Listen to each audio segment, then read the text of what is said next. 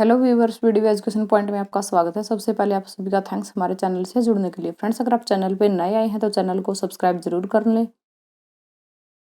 आज की वीडियो आपकी यूजीसी नेट एजुकेशन पेपर 2 के लिए। फ्रेंड्स, इसके अंदर साथ ही साथ जो फिलोसफी के बच्चे हैं या फिर जो सोशियोलॉजी के बच्चे हैं उनके लिए भी वीडियो बेनिफिशियल है, क्योंकि काफ़ी सारे जो क्वेश्चन होते हैं जैसे रिसर्च है या फिर कोई और टॉपिक है तो वो ज़्यादा ही मैचिंग होते हैं, तो ये दूसरे बच्चों के लिए भी वीडियो बेनिफिशियल है। साथ ही साथ जो एमफिल और पीएचडी का एंट्रेंस जो बच्चे देते हैं या एमएड का एंट्रेंस देते हैं उनके लिए भी ये वीडियो बेनिफिशियल रहेगी।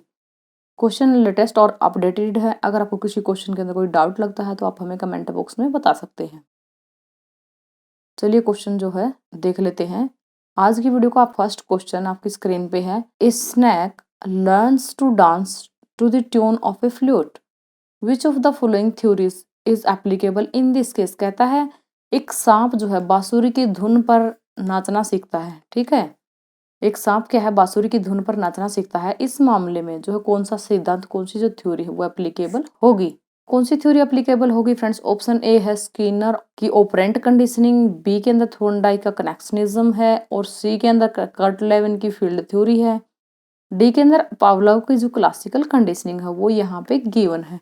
तो देखिए यहाँ पे जो थ्योरी एप्लीकेबल होगी वो होगी पावलोव्स क्लासिकल कंडीशनिंग, यानी कि पावलोव का जो शास्त्रीय अनुकूलन है वो यहाँ पे क्या है, एप्लीकेबल होगा। अगर हम बात करें स्किनर की ऑपरेंट कंडीशनिंग की, कई बार एग्जाम में ये पूछा जा सकता है कि स्किनर जो है किसके ऊपर एक्सपेरिमेंट किया था ऑपरेंट कंडीशनिंग थ्योरी जब उसने दी थी। तो जो स्किनर जी है उन्होंने एक्सपेरिमेंट किया था कुत्ते के ऊपर, यानी डॉग के ऊपर। और अगर हम बात करें थॉर्नडाइक की कनेक्शनिज्म की, थॉर्नडाइक का जो कनेक्शनिज्म है, थॉर्नडाइक ने जो है कैट और फिश के ऊपर एक्सपेरिमेंट किया था, कैट एंड फिश के ऊपर। और कर्ट-लेविन की जो फील्ड थ्योरी है फ्रेंड्स, फील्ड इसके अंदर जो शब्द है वो इन्वायरमेंट को बोला गया है। ये भी कई बार एग्जाम में जो है पूछ लिया जाता है कि जो फील्ड है इसका मतलब क्या होता है। नेक्स्ट क्वेश्चन देख लेते हैं। आपको मैच करना है, यहाँ पे लिस्ट 1 और लिस्ट 2 दी गई है। लिस्ट 1 के अंदर टूल्स दिए गए यानी कि उपकरण दिए गए हैं। लिस्ट 2 के अंदर मेटाफोर यानी कि किसके लिए निर्मित किए गए, किसके लिए बनाए गए हैं।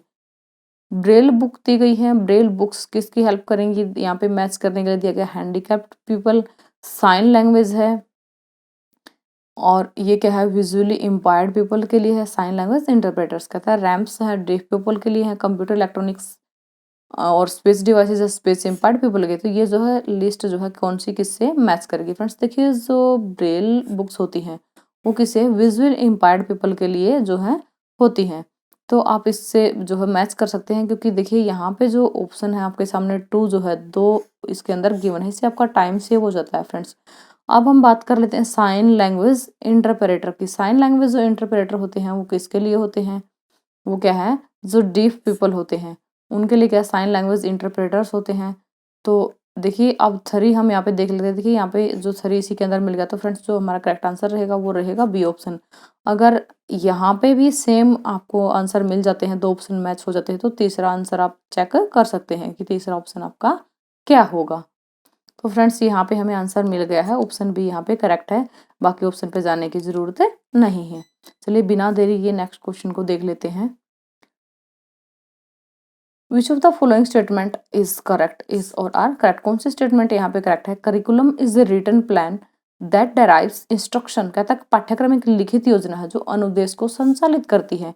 Curriculum transaction does not incorporate planning. कहती पाठ्यचर्या जो लेन देन ट्रांजैक्शन जो है वो उसके अंदर क्या है, नियोजन इसके अंदर शामिल नहीं है। Curriculum should change with change in time. कहता है कि पाठ्यक्रम समय में जो परिवर्तन के साथ बदलना चाहिए, जैसे ही टाइम चेंज होता है करिकुलम को भी चेंज होना चाहिए। A noble curriculum plays an important role to the development of thinking skills. कहता है एक महान पाठ्यक्रम जो है, एक जो अच्छा जो पाठ्यक्रम होता है वो सोच कौशल के विकास में एक महत्वपूर्ण रोल जो है प्ले करता है।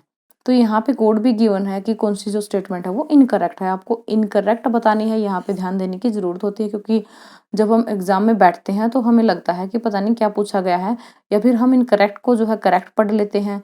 ठीक है, या फिर जो करेक्ट यहाँ पे गिवन है तो उसको इनकरेक्ट पढ़ लेते हैं, तो यहीं पे हमारा क्वेश्चन जो गलत हो जाता है। तो यहाँ पे जो स्टेटमेंट इनकरेक्ट है वो है ओनली 3 डी जो है इसका करेक्ट आंसर रहेगा कि जो पाठ्यक्रम है समय में परिवर्तन के साथ बदलना चाहिए, कि टाइम तो जो है बार बार चेंज होता रहता है, लेकिन हम हर रोज पाठ्यक्रम को नहीं बदल सकते, क्योंकि पाठ्यक्रम का जो है एक फिक्स टाइम ड्यूरेशन होती है। 4 या 5 साल के बाद या 10 साल के बाद जो है हम पाठ्यक्रम को चेंज करते हैं। नेक्स्ट क्वेश्चन है, arrange the steps of instruction Gagne's 9 event of instruction in chronology. आपको गेगने का जो 9th इवेंट ऑफ इंस्ट्रक्शन है उसकी क्रोनोलॉजी बतानी है कि 9 इवेंट मॉडल जो है गेगने के द्वारा दिया गया है। स्टिमुलेटिंग रिकॉल ऑफ पीरियर लर्निंग, कहता है पूर्व शिक्षा को याद करते हुए मजबूत बनाना, गेन अटेंशन ध्यान देना, प्रेजेंटिंग द स्टिमुल्स, कहता है कि जो स्टिमुल्स है उसको प्रेजेंट करना, ठीक है। Informing the learners about the objective, और जो लर्नर होते हैं उनको क्या है ऑब्जेक्टिव्स के बारे में बताना। सबसे पहले तो मैं गेगने के जो 9 इवेंट मॉडल है उसके 9 के 9 जो है एलिमेंट आपको बता देती हूँ कि इसके अंदर क्या क्या इवेंट या एलिमेंट है। सबसे पहले तो इसके अंदर स्टूडेंट का जो है अटेंशन गेन करना होता है, इनकी गेन अटेंशन यहाँ पे ही गिवन है। फिर उसको ऑब्जेक्टिव्स के बारे में बताया जाता है। फिर स्टूडेंट की जो करियर नॉलेज है वो जो है चेक की जाती है। उसके बाद जो है कंटेंट को जो है प्रेजेंट किया जाता है। उसके बाद जो स्टूडेंट होते हैं उनको जो है गाइडेंस दी जाती है। फिर स्टूडेंट की जो परफॉर्मेंस है वो देखी जाती है, ठीक है। यहाँ पे परफॉर्मेंस जो है 6 स्टेप के अंदर देखी जाती है, ठीक है।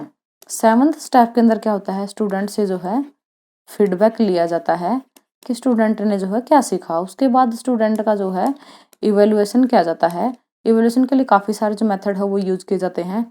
उसके बाद स्टूडेंट का 9th के अंदर स्टेप के अंदर क्या होता है, रिटेंशन जो है देखा जाता है कि स्टूडेंट ने क्या सीखा, कहाँ पे जो है और आगे इसको सिखाने की जरूरत है, और कहाँ पे इस नॉलेज को जो है रिटेंशन एंड ट्रांसफर इसके अंदर होता है कि कहाँ पे जो है इस नॉलेज को ये यूज कर सकता है।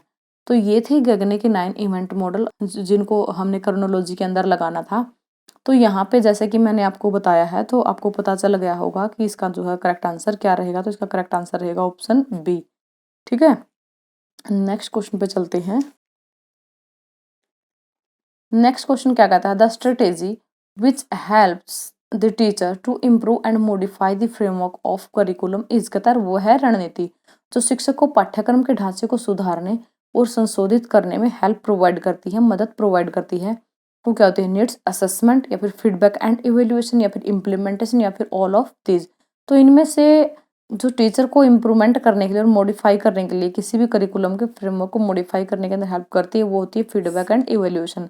फीडबैक और इवेल्युएशन से एक टीचर को पता चलता है कि कहाँ पे इम्प्रूवमेंट करना है, कहाँ पे मॉडिफाई करना है। नेक्स्ट क्वेश्चन है, who suggested the components of emotional intelligence. Emotional intelligence भावात्मक बुद्धि के जो घटक है उसका सुझाव किसने दिया था। इमोशनल इंटेलिजेंसी का सुझाव किसने दिया था, इमोशनल इंटेलिजेंसी का सुझाव गिलफर्ड ने दिया था, गार्डनर ने दिया था, गोलमैन ने दिया था या फिर कैटल ने दिया था। देखिए इमोशनल इंटेलिजेंसी का जो सुझाव देने वाले थे वो थे गोलमैन, ठीक है। जो इमोशनल इंटेलिजेंसी वो इनसे रिलेटेड है। अगर हम बात करें गिलफर्ड की तो गिलफर्ड ने जो है इंटेलेक्ट थ्योरी दी थी,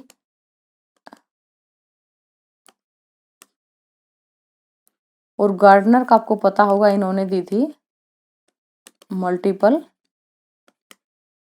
इंटेलिजेंसी थ्योरी, और कैटल ने जो दी थी ये दी थी क्रिस्टलाइज्ड थ्योरी। इनको आप नोट कर लेना कि ये जो है बहुत ही ज़्यादा इंपॉर्टेंट है और एग्जाम में पूछी भी जा सकती है। गिलफर्ड ने क्या दिया था, इंटेलेक्ट थ्योरी दी थी। गार्डनर जो ने जो है मल्टीपल इंटेलिजेंसी थ्योरी दी थी, गार्डनर ने मल्टीपल इंटेलिजेंसी थ्योरी दी थी, और गोलमैन ने आपको पता ही इमोशनल इंटेलिजेंसी थ्योरी दी थी, और कैटल ने जो है क्रिस्टलाइज्ड थ्योरी दी थी। नेक्स्ट हम बात कर लेते हैं, curriculum presents an instructional material is stated by. Curriculum जो है प्रेजेंट करता है इंस्ट्रक्शनल मटेरियल को, पाठ्यक्रम एक निर्देशात्मक सामग्री प्रस्तुत करता है। ये किसके द्वारा कहा गया है, ये एलिजा मैकिस के द्वारा बोला गया है या फिर जैक कैर के द्वारा या फिर डब्ल्यू टेलर के द्वारा या स्मिथ के द्वारा।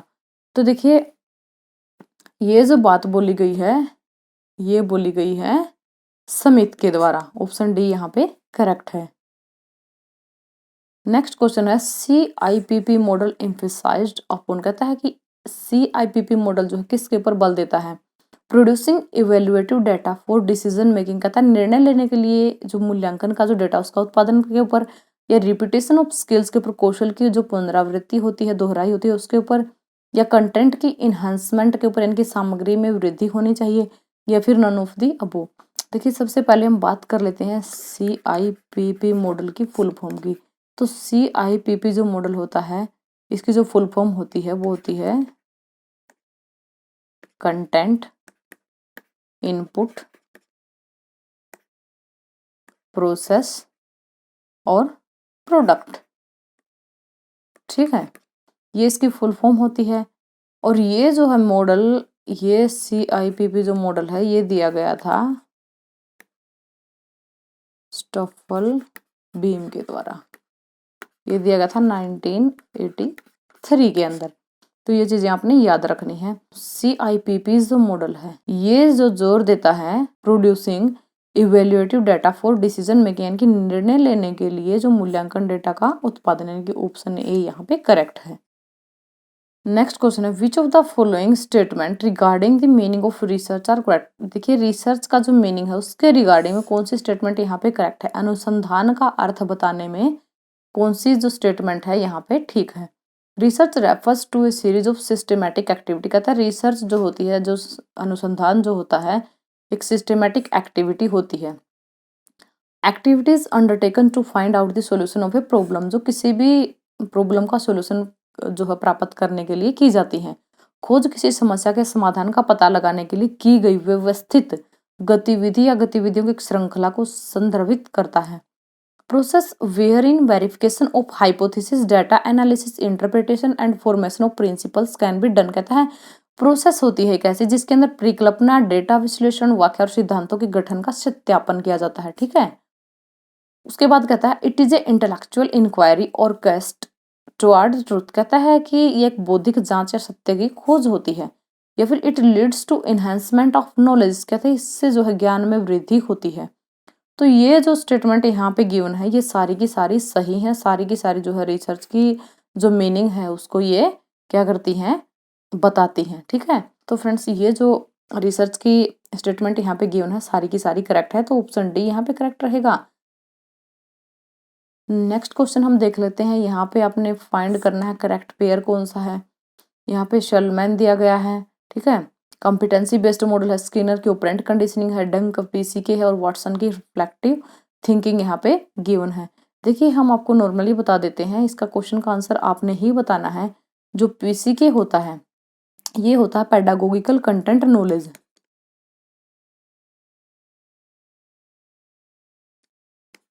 पेडागोगिकल कंटेंट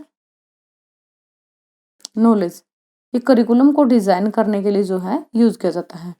और जो रिफ्लेक्टिव थिंकिंग है ये जो है किसने दी थी, शॉलमैन ने दी थी। स्किनर ने जो ऑपरेंट कंडीशनिंग ही दी थी। तो फ्रेंड्स अब आपको इसका करेक्ट आंसर हमें कमेंट बॉक्स के अंदर बताना है। अगर हम कॉम्पिटेंसी बेस्ड मॉडल की बात करें तो कॉम्पिटेंसी बेस्ड मॉडल जो है ये इन थ्योरी से कहीं मैच नहीं करता है, ये एक डिफरेंट टाइप का मॉडल है। और जो वाटसन की अगर हम बात कर लेते हैं कि वाटसन ने क्या दिया था, वाटसन की जो है थी क्लासिकल कंडीशनिंग थ्योरी। ठीक है फ्रेंड्स, और रिफ्लेक्टिव थिंकिंग जैसा कि आपको बताया गया है कि क्या है, ये शूलमैन के द्वारा ही दी गई थी।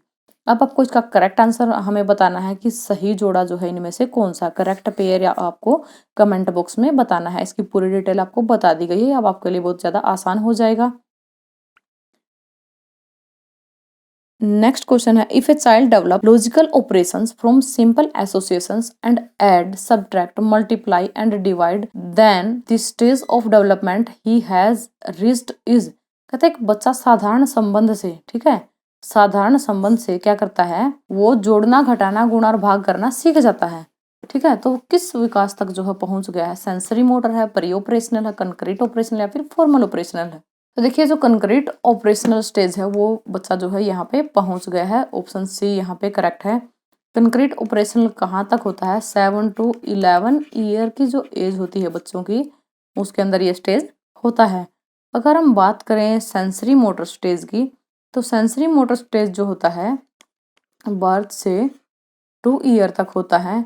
प्री ऑपरेशनल जो स्टेज होता है बच्चों के अंदर ये होता है 2 to 7 ईयर तक। लास्ट का आपका जो फॉर्मल ऑपरेशनल होता है, फॉर्मल ऑपरेशनल जो स्टेज होता है बच्चों के अंदर, ये कब तक होता है, ये होता है 12 टू अबो। इनकी 12 के बाद की जो एज होती है वो फॉर्मल ऑपरेशनल की कैटेगरी के अंदर आती है।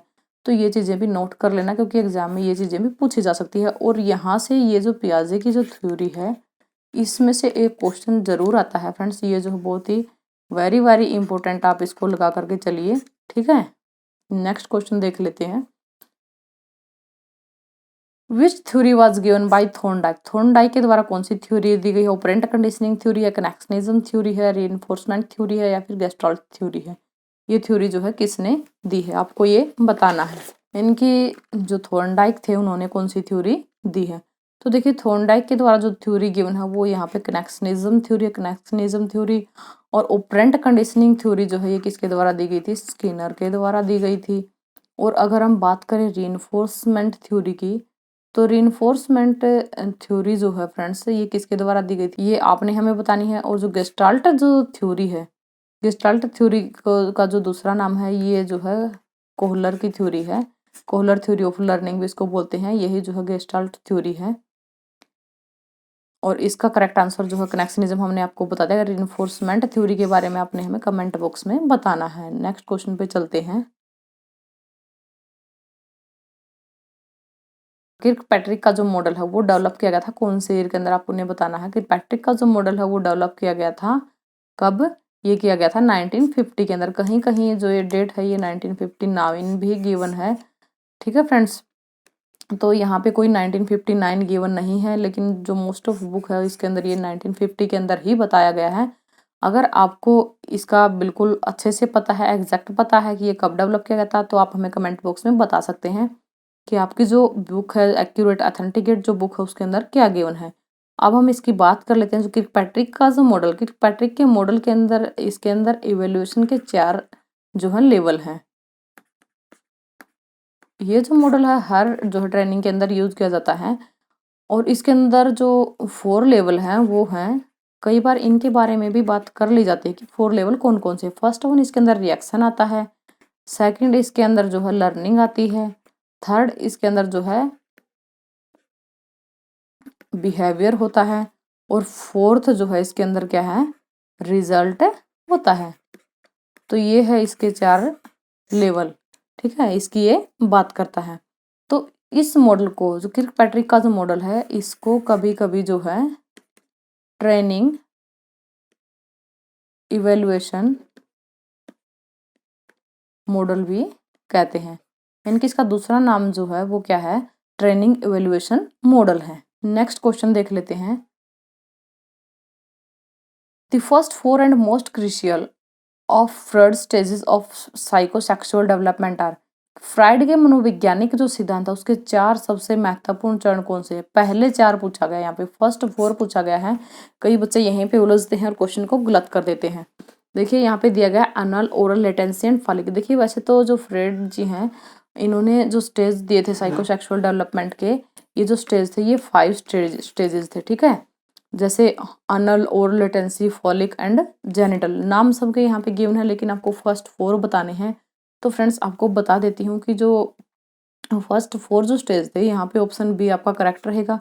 क्योंकि फर्स्ट जो स्टेज था इसका ओरल स्टेज था, फिर दूसरा एनल था, तीसरा फॉलिक है, और चौथा जो है लेटेंसी है, और 5वां जो स्टेज है वो क्या है, वो है आपका जेनिटल स्टेज। ये जो स्टेज जो होते हैं आपके, जो ओरल आपका होता है वो होता है 0 to 1 ईयर।